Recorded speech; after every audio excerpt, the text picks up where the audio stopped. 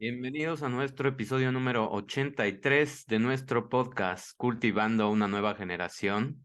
En este episodio nos toca hablar de ¿quieres vivir una vida cuántica?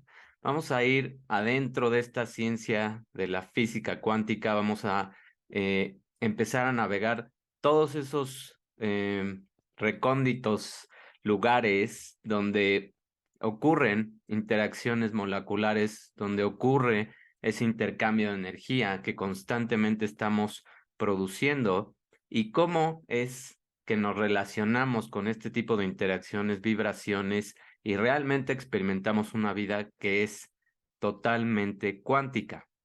Para hablar de todo este tema y para poder tener mucha referencia, sobre todo con el aspecto científico, que ya saben que está presente siempre en estos episodios, los artículos que utilicé son Basieva y es la primera autora del 2022, What is Life? Open Quantum Systems Approach. Y el otro artículo es McFadden, J. 2018, The Origins of Quantum Biology, y es del Journal Proceedings of the Royal Society.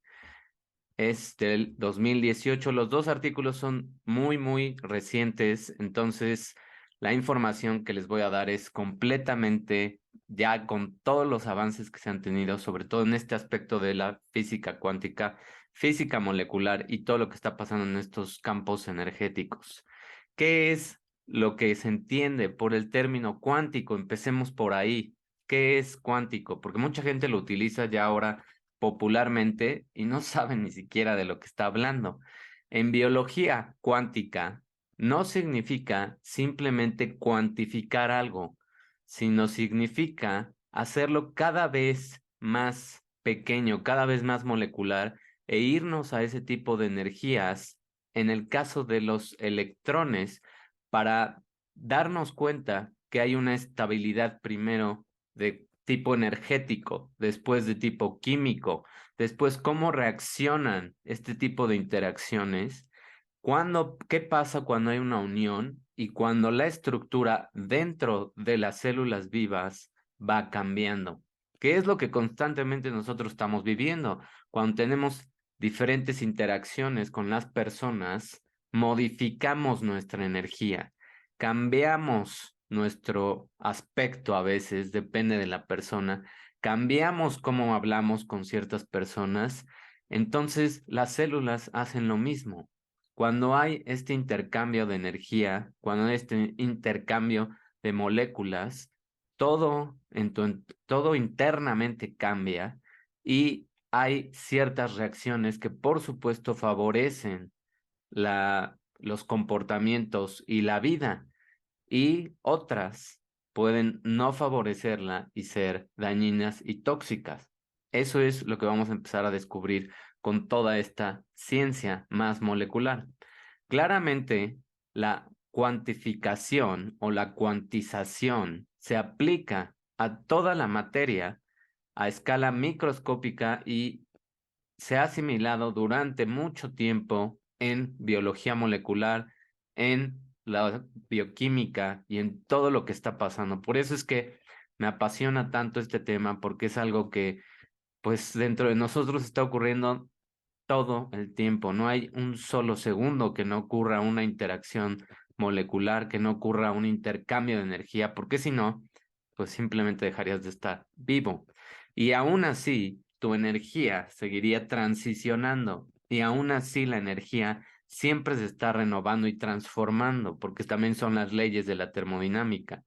Hoy en día, la biología cuántica se refiere a un pequeño pero creciente número de fenómenos bastante más específicos y bien conocidos en física y en química, pero hasta hace poco se pensaba que no desempeñaban ningún papel significativo dentro del complejo entorno de una célula viva. Se veía más abstracto todo este tipo de ciencia molecular en el caso de los átomos y de la física. Ahora que ya se puede extrapolar a un sistema vivo, a un sistema biológico, pues se han descubierto muchísimas cosas que cada vez hacen más sentido y que además han permitido la unión de la ciencia con la parte espiritual. En la década de 1940, Schrödinger argumentó que la información genética que se codifica a nivel molecular se debería de estar codificada. Fíjate, en 1940, este científico, Schrödinger, ya tenía la noción y ya tenía ese conocimiento de que había una molécula inusualmente grande que tiene que ser una obra maestra de orden altamente diferenciado y que debe salvaguardar o proteger todo lo que está em, constituido por la teoría cuántica. ¿Cuál es esa gran molécula que él ya estaba prediciendo? Pues es el DNA. Y lo predijo tan increíblemente que, tal como él lo dijo, tenía que ser una molécula extremadamente grande y que fuera una obra maestra, con un orden, fíjate lo que dijo, con un orden altamente diferenciado. Tiene diferencias dentro del DNA, tiene estructuras que se comportan como un espejo, tiene enlaces muy fuertes, energéticos. Todo esto ya lo sabía él y lo intuía por esa reflexión que antes tenían los científicos, por esos tiempos que antes también se daban para que la misma energía dentro de su mente hiciera más congruencia. Schrödinger llamó a este principio del que afirmaba que la vida dependía orden a orden, argumentando que grupos increíblemente pequeños de átomos, demasiado pequeños para mostrar leyes estadísticas exactas, juegan un papel dominante en los eventos muy ordenados y que se apegan a lo que ocurre dentro de un organismo vivo. Y esto, si lo piensas con otro tipo de palabras, pues son todas estas vibraciones, interacciones energéticas que estás teniendo constantemente y que sin cada una de estas interacciones entre tus células, sin cada uno de estos intercambios de energía, simplemente no puede haber un orden. Y cuando no hay ese orden, entonces se da un desequilibrio, se rompe una balanza y si ese desequilibrio permanece, se produce una enfermedad. Justo es lo que pasa con los seres vivos. Con nosotros, con todos los seres, cuando rompen su balance, es cuando ocurre una enfermedad. Por eso deberíamos de tender a estar en orden, a escucharnos, a entendernos, a saber qué es lo que queremos, a ir durante la vida interaccionando con otras personas de manera positiva, no de manera tóxica o negativa, no creando conflictos, sino creando paz, no creando desorden, sino creando orden, no creando envidia, sino creando apoyo y compasión. Entonces, todo esto nos da pie a vivir de una manera mucho más consciente, mucho más apegada a lo que estamos hechos, a esos intercambios de energía. Ahora, ¿qué va a pasar con la naturaleza, por ejemplo, de tus genes? Fíjate en qué años ya se estaba afirmando cosas cuando todavía faltaba mucho por descubrir. La naturaleza de los genes, Schrödinger afirmó que la información genética debe ser codificada por una molécula orgánica más complicada, en la que cada átomo y cada grupo de átomos desempeña un papel individual, no del todo equivalente a muchos de los otros, como es el caso de una estructura periódica donde simplemente se ordenan por los niveles energéticos. Aquí no, aquí esto es más complejo y cada átomo en esta molécula de la que él está hablando, complicada, tiene una participación central y sin esa molécula no hay un balance, no hay un orden y tus genes empiezan a mutar y empiezan a tener cambios epigenéticos. Ahorita vamos a ir para allá. Operamos en un marco de información cuántica y los sistemas abiertos. ¿Qué pasa? ¿Cómo va a pasar este tipo de interacciones en este intercambio de información que está ocurriendo? Vamos a recordar que en estos años de 1940 y 44, Schrödinger también escribió el libro que tiene una gran influencia en la futura interacción entre la física y la biología y el desarrollo también de una de las ciencias más jóvenes, que es la biofísica. El título del libro plantea una de las preguntas más fundamentales de la ciencia moderna: ¿qué es la vida? Fíjate, qué pregunta tan importante. Todavía estamos lejos, todavía, aún con los avances, aún con todo lo que ya entendemos, de obtener una respuesta a esta pregunta. Puede que no estés más cerca de lo que estaba Schrödinger en 1944, pero poco a poco vamos entendiendo más este tipo de interacciones. La principal característica distintiva de estos biosistemas desde el punto de vista físico fue presentada por este autor y él lo menciona de la siguiente manera. Fíjate cómo reflexionaba y cómo pensaba este científico. ¿Cuál es el rasgo característico de la vida? ¿Cuándo se dice que un pedazo de materia está vivo? ¿Cuándo continúa haciendo algo? ¿Cuándo continúa moviéndose? ¿Cuándo continúa intercambiando material con su entorno? Y así sucesivamente. Y eso por un periodo mucho más largo de lo que esperaríamos de una pieza inanimada de materia, para continuar en circunstancias similares. Justo eso es lo que hacemos con la vida. Cuando alguien está vivo, cuando está creciendo, cuando está intercambiando información y material con el entorno, cuando deja de crecer, cuando no le importa lo que está haciendo, cuando simplemente se dedica a pasarla, a vivir, a sobrevivir, que esa palabra le encanta a mucha gente, pues ya no se podría llamar que es un sistema vivo, porque simplemente ya dejó de estar moviéndose, ya dejó de estar creciendo, ya dejó de querer algo para mejorar su vida y se quedó estancado en una circunstancia de víctima y se quedó estancado en una circunstancia de culpar algo externo o algo que le pasó en su vida.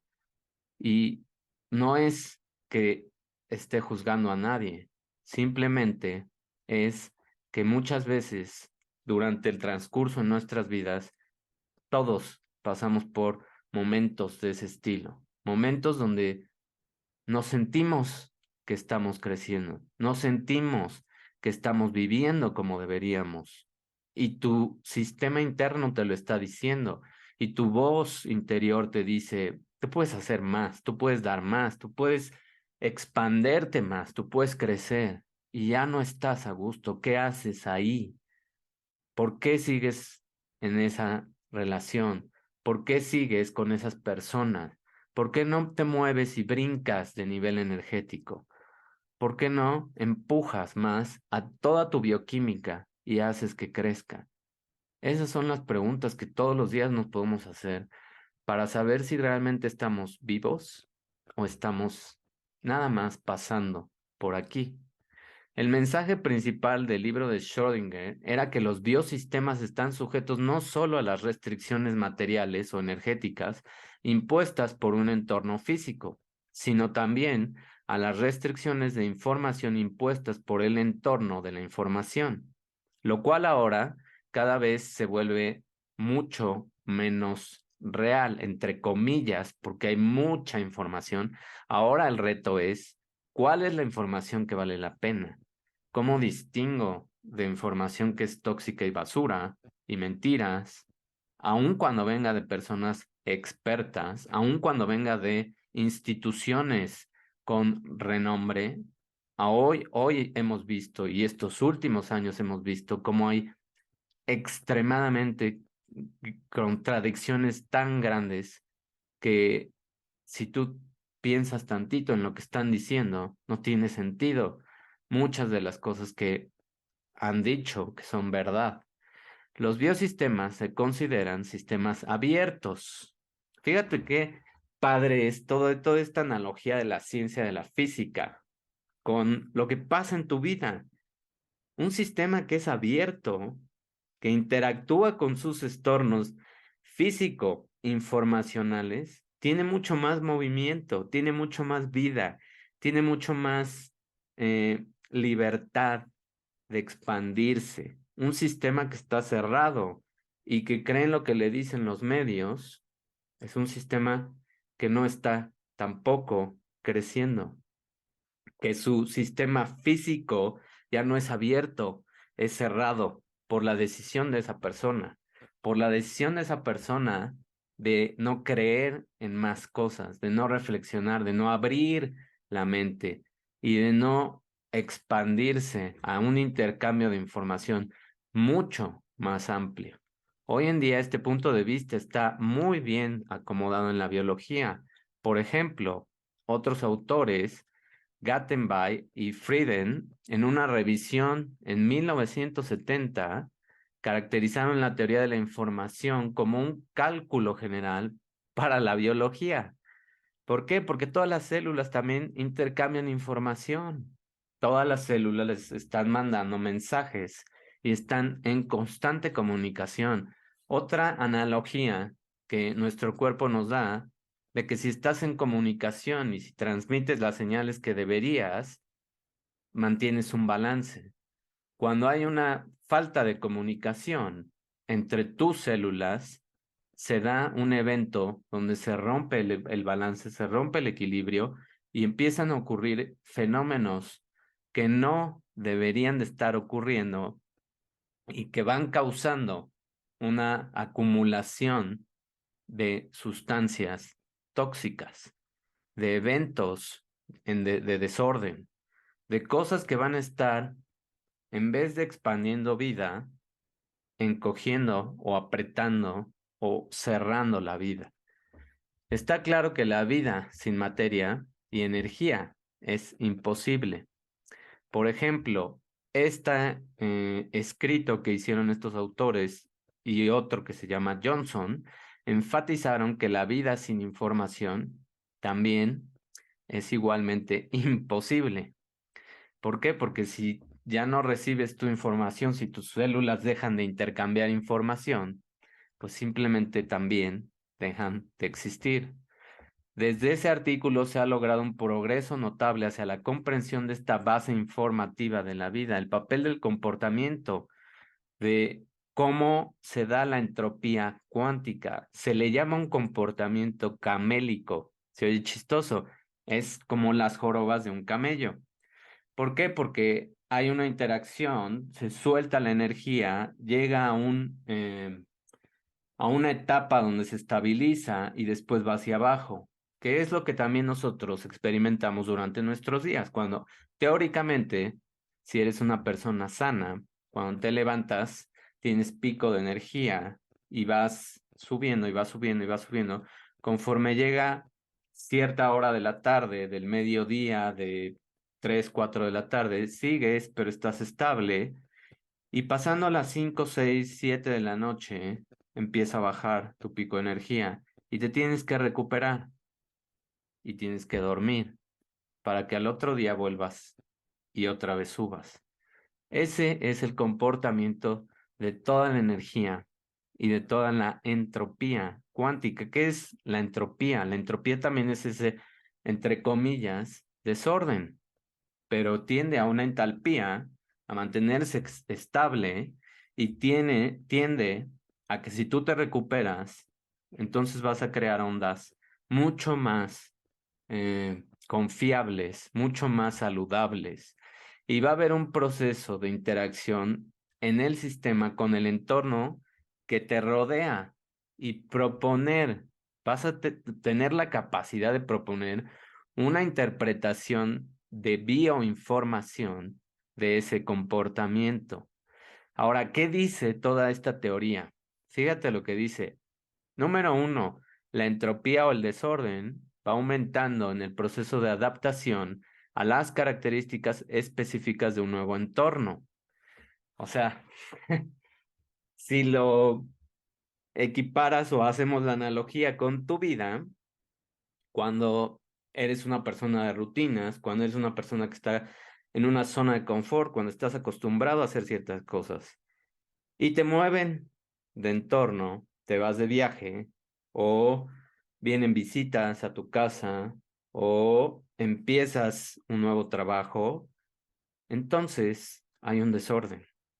Inevitablemente hay un desorden e inevitablemente va a aumentar tu proceso de adaptación a las características específicas de ese nuevo entorno. Eso es lo que idealmente deberíamos de hacer. Y eso es lo que la física y las interacciones moleculares hacen.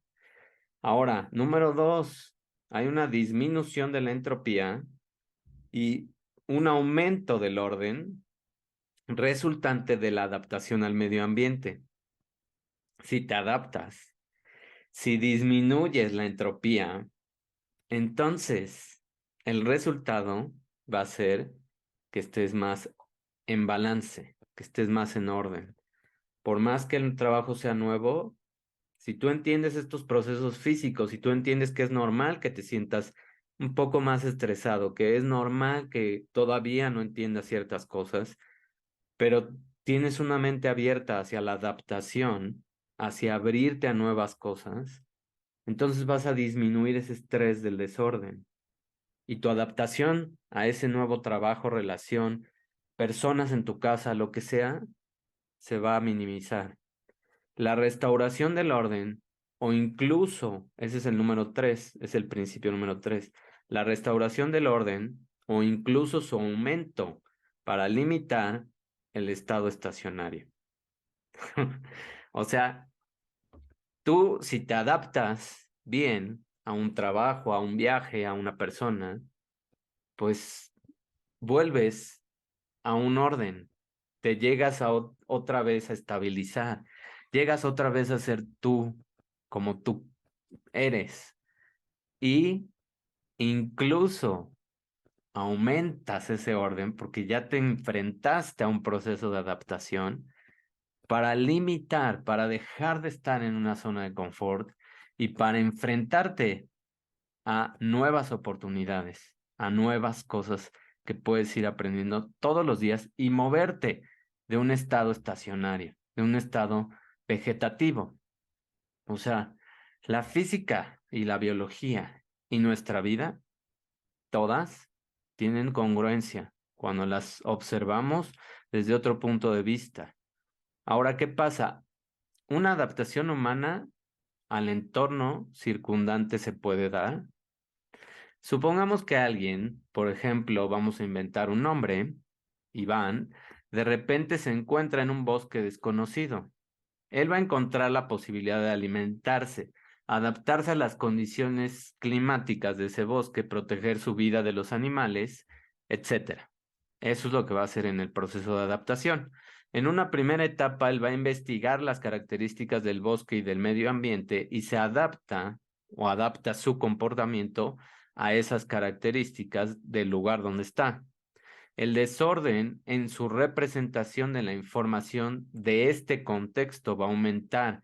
¿Por qué? Porque no conoce el lugar, porque está apenas explorando, porque está apenas conociendo qué animales son peligrosos, porque está conociendo hasta horarios, hasta nuevas plantas, hasta nuevos lugares y dónde pisar, etcétera, dónde moverse y dónde no moverse.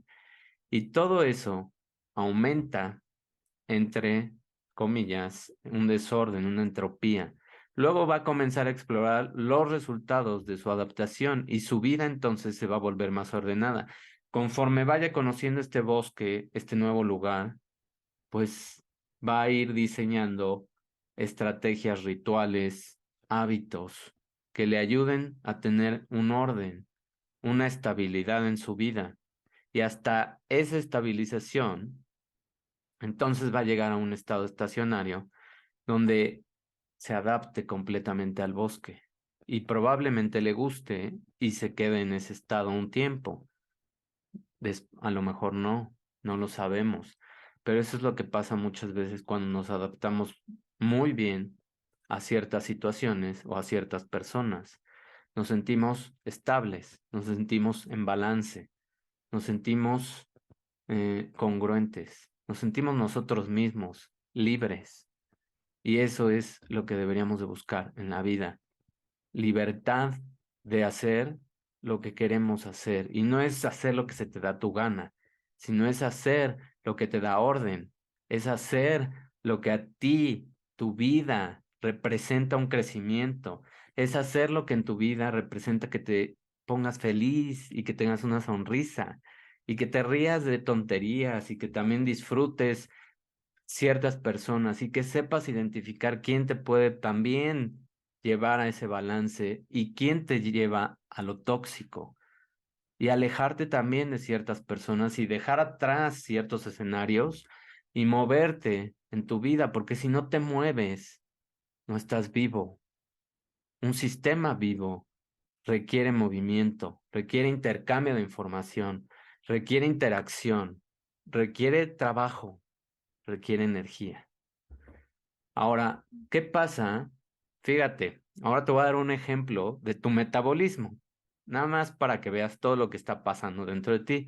Una adaptación celular al ambiente, por ejemplo, entre la lactosa, que es un azúcar de la leche, y la glucosa, que es, no, es la molécula que forma, junto con la fructosa, el azúcar de mesa. Entonces, otro ejemplo es el metabolismo de estos dos tipos de azúcares simples, lactosa y glucosa, en una célula. Si se cambia la proporción de glucosa y lactosa en un entorno celular, por ejemplo, la concentración de glucosa disminuye y la concentración de lactosa aumenta. En una célula, vamos a llamarle S, debe cambiar el régimen de consumo de glucosa y lactosa. En esa etapa aumenta la entropía, ya que si esta célula S no puede actualizar inmediatamente la información sobre las concentraciones, entonces esa célula S se asegura que la concentración de glucosa se volvió baja.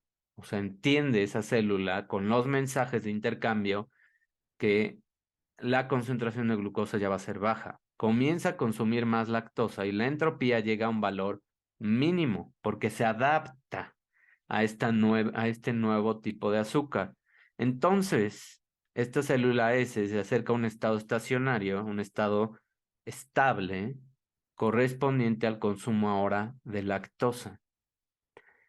Fíjate qué inteligentes son tus células y cómo se adaptan a los diferentes tipos de azúcares. Y esto ahorita sirve para que yo recalque algo muy importante en términos de estos azúcares simples. ¿Qué pasa si en vez de lactosa, que no es tan tóxica, usamos a la fructosa, que sí es tóxica para tu hígado?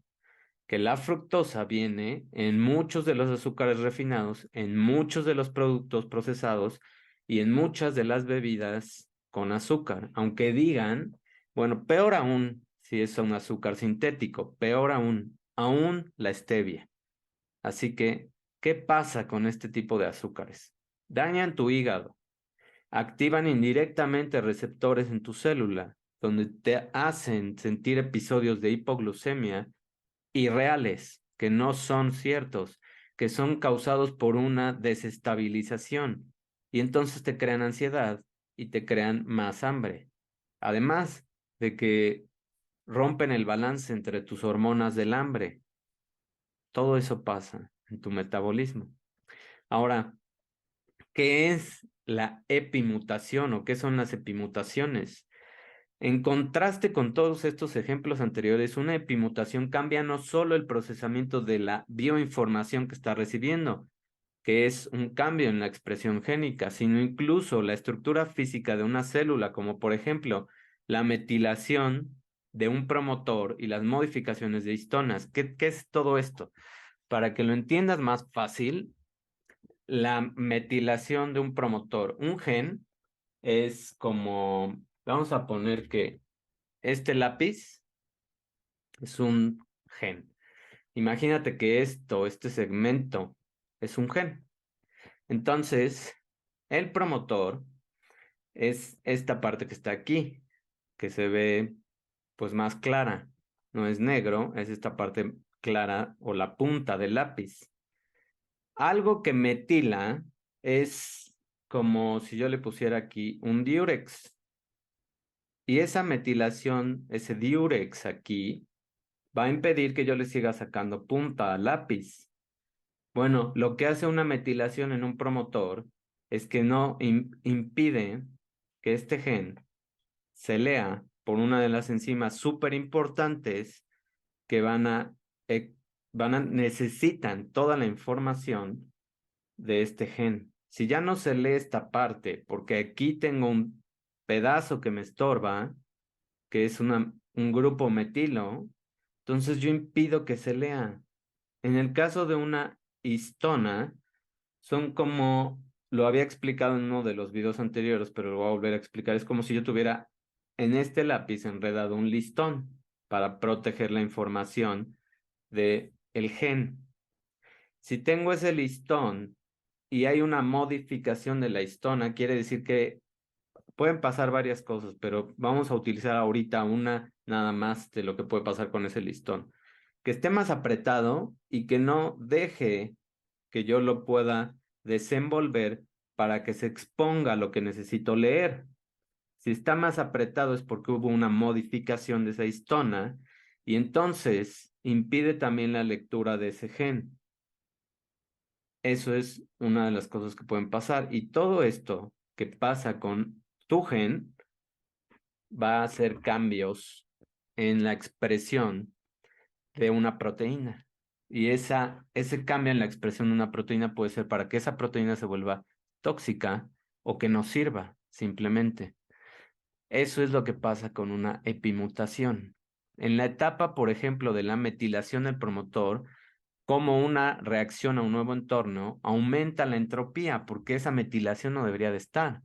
Y luego disminuye y finalmente se estabiliza si yo logro remover esa metilación. ¿Cómo remuevo las metilaciones? Que esto también está súper importante porque metilar tu DNA es también muchas veces provocar cambios no deseados en la expresión de tus proteínas, pero son reversibles. ¿Cómo los reviertes? Comiendo sano, durmiendo, haciendo ejercicio y manejando o regulando tus emociones.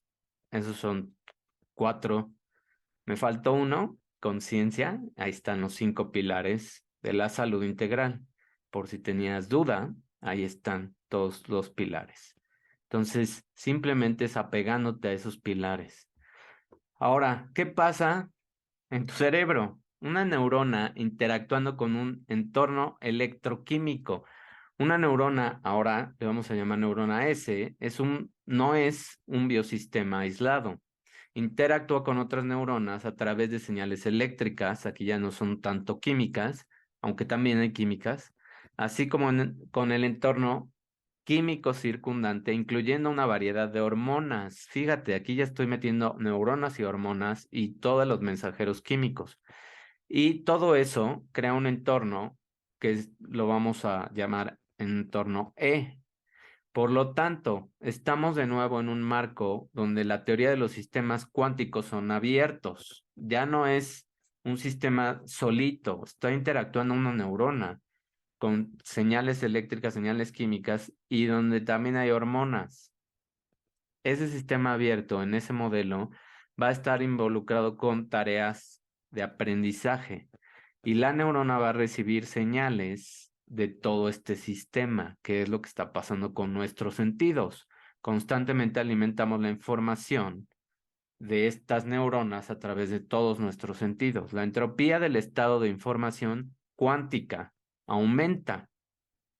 Ahora, te voy a poner un ejemplo bien padre. ¿Qué pasa cuando tú estás clavado en el celular viendo tonterías? Pues todo tu entorno que se vuelve esa pantalla de celular aumenta el desorden en tus neuronas. Así de fácil. Entonces, tu cerebro está en desorden, no piensa. y cada vez tienes más problemas de aprendizaje. ¿Ya te diste cuenta lo que hace un exceso de redes, un exceso de tiempo en el celular? La neurona está en dudas y trata de adaptar su estado a las señales procedentes de otras neuronas, así como un contexto químico, que hacen también muchas de estas redes sociales, crean dopamina, pero a un grado extremo. Por eso es tan difícil de dejar estar viendo el teléfono y estar pendiente del teléfono, porque ya crearon esos sistemas de notificaciones para que tú dispares la dopamina a niveles, pues, no sanos, donde crees una adicción en tu entorno y tus neuronas simplemente ya no piensan, simplemente quieren más de esa información basura. Después de ese periodo de adaptación, esa neurona S va a comenzar a disparar sincrónicamente con otras neuronas involucradas en la misma tarea cognitiva. La entropía cuántica va a disminuir a su mínimo. Fíjate, solamente va a disminuir si hay un proceso de adaptación y si comienza a involucrarse en una tarea de aprendizaje. ¿Realmente estás aprendiendo algo? Bueno, ojalá uses tus redes, tus videos, tus cosas que ves en el celular para aprender, porque si no, no estás bajando la entropía, no estás adaptando a tus neuronas, estás haciendo que se hagan adictas. La entropía cuántica, si tú aprendes, disminuye a un mínimo. El estado eléctrico del disparo sincrónico es al mismo tiempo. Bueno, hay una coordinación entre las neuronas y corresponde ya ahora a un estado estacionario en la representación de información cuántica. Igual, la neurona se adapta y llega a un proceso de aprendizaje donde ya crea una red neuronal y donde hay un intercambio de información más estable, que sirve, que tiene un propósito. Si no aprendes en tus días nada, también estás creando entropía en tu cerebro. En realidad, una tarea cognitiva no es realizada por una sola neurona, sino por una red neuronal. Y eso es lo que también promueve que tengas buena memoria, que puedas seguir haciendo cálculos, que puedas seguir pensando y que no llegues a procesos de enfermedad como la demencia, como la pérdida de atención, como la memoria, etcétera. En particular, esa sincronicidad se va a lograr dentro de esa red. Por lo tanto, ese biosistema S en una red neuronal y sus estados de información cuántica son estados generalmente que están entrelazados de esas neuronas dentro de una primera neurona que empezamos, S. El disparo de estas neuronas corresponde a un estado estacionario de todo ya un sistema que se va a llamar el sistema S de una red neuronal. Ahora, en en estos intercambios de energía cuántica, cuando van las jorobas del camello, en una segunda joroba, las curvas de entropía se pueden generar de acuerdo a un esquema que es más general, que ya se pueda predecir. Si un sistema S está demasiado débilmente conectado con otras redes neuronales que son relevantes para el desempeño de una tarea cognitiva, entonces, después de la primera etapa de interacción y adaptación con la energía, el sistema S puede obtener señales que no coinciden con la adaptación anterior, o sea que son contradictorias y generan una nueva actualización de estado y una nueva tercer joroba que es esencialmente ahora ya más baja que la primera, porque ya va a ser más fácil, porque ya hay más información y porque además ya sabes discernir entre la información que te va a servir para seguir aprendiendo y la información que no sirve para que aprendas, sino que sirve para que crees límites, miedos, etcétera. Entonces, todo esto es lo que nos va ayudando a adaptarnos mucho mejor a los entornos y a pensar más claro y aprender de, pues prácticamente de cualquier experiencia que tú quieras aprender. Llámale una experiencia de relación, llámale una experiencia de información, donde nada más hay un intercambio de información, llámale como tú quieras, pero cuando tú te retas a hacer cosas un poco complicadas, estás retando a tu sistema a bajar cada vez más esas jorobas de intercambio energético, esas jorobas de intercambio cuántico. Y cada vez más tu cerebro se vuelve más resiliente, hábil, adaptativo, abierto y rápido para aprender las cosas. Entre menos te expongas a crecer, a aprender, a tener información de calidad, más bobo te vuelves, más lento te vuelves, menos memoria tienes, menos discernimiento de las cosas que están pasando tienes y más presa eres de toda esa información tóxica que se está liberando constantemente. Ahora te voy a presentar algo muy, muy bueno que te va a ayudar a entender estos conceptos que muchos fueron abstractos, pero ahorita vas a ver qué pasa con todo esto. A ver, vámonos un poquito nada más a la historia de lo que está pasando dentro de tu mente, de lo que está pasando en tu entorno. Fíjate, todo esto es una pequeña foto de la historia de los eventos importantes en el desarrollo de la biología cuántica a través del siglo XX y de los primeros, bueno, apenas en los primeros años del 2000 de esta década del siglo XXI.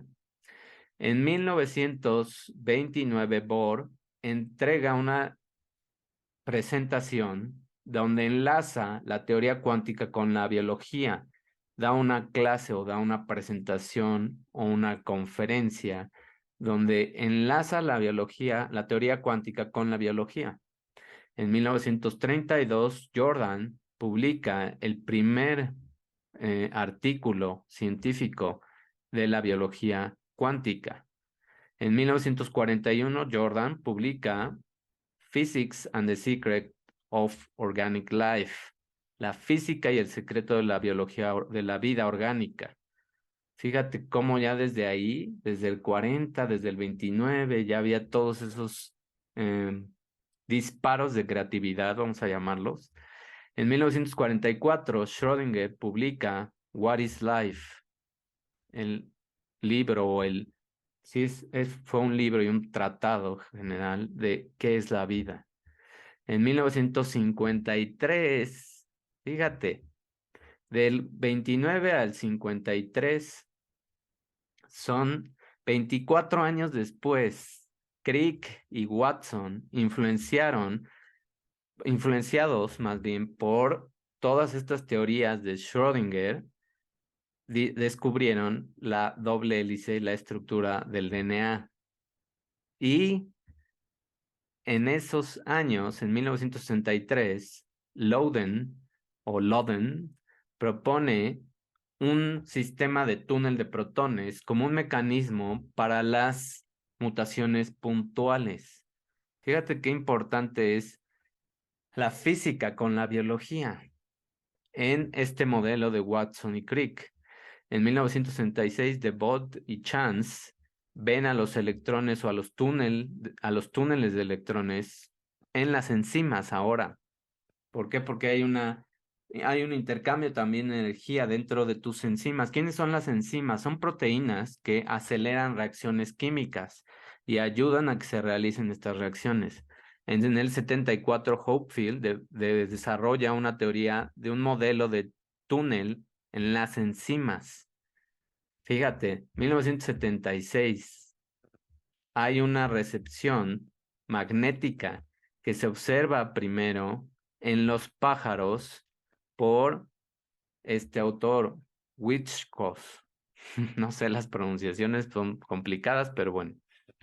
En 1976, Schulten propone un mecanismo de apareamiento radical de radicales y una reacción en triplete rápida para explicar esta recepción magnética. O sea, aquí ya estamos metiendo energía magnética eléctrica de intercambio de cargas entre radicales que son moléculas. En 1989, el grupo de Berkeley, observa cómo este túnel de protón de enzimas interactúa con el medio. En el 2000, Ritz propone un modelo de acoplamiento o de brújula cuántica en una molécula de criptocromo en el ojo de un pájaro que se llama robin. Entonces, estos criptocromos son moléculas que reaccionan a estos fotones de luz y a estos intercambios energéticos de luz. Y ahí es donde se encuentra este modelo de intercambio de energía, que después mucha de esta información y durante estos años se utiliza para explicar ya a nivel molecular todo el intercambio que ocurre en nuestras mitocondrias y en una cadena de transporte de energía.